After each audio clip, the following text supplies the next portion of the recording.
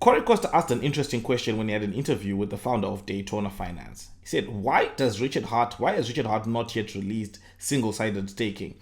And the founder of Daytona had an interesting response.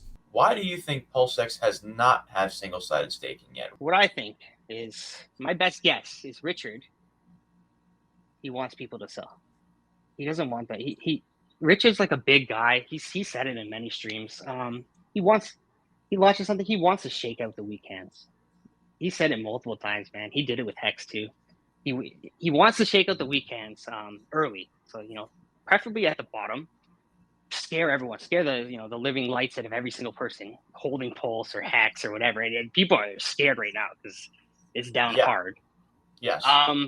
And I think that's by design, man. I think he wants people to sell at the bottom. In my personal opinion, that's what I think. And if you add single-sided staking, you're incentivizing people to hold. Now, I do believe that game theory is one of those things where Richard Hart excels extraordinarily well. He knows how to use game theory.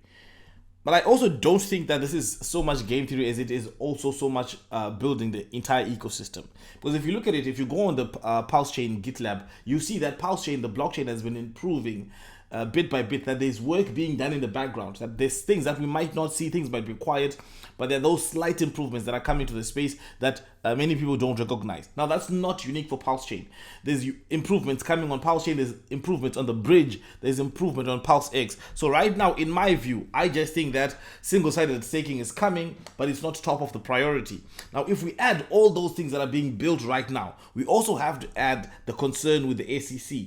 The SEC gives a whole lot of workload, a whole lot of time consuming that really draws away from building.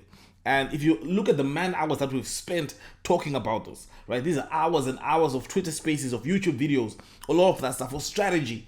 And this is just the beginning. More of the stuff to come.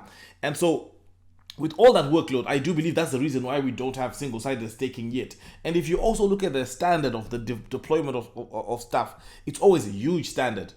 That there's always building and then testing rigorously, and testing rigorously. So I think that that's the reason why we don't yet have single-sided staking on PulseX. And this is the reason why I think that building tools for Pulse Chain is in the hands of the community for the most part. Now, that's not to say that PulseX will not have all these tools. PulseX will most likely have all these tools. But this is a garden that we can plant whatever we want to plant on it. And anyone who wants to see stuff should work on it and build that stuff themselves. Now, over time, I do think we will have single-sided staking. But right now, for now, it's not something that I'm super excited about. Look, where does the yield of all these things come from? All that yield comes from one thing, inflation. And inflation, in most cases, does not add value. Inflation does not add value. Inflation is just extra tokens, right? Does inflation add value when the government does it? No, it doesn't. So in this case, will it?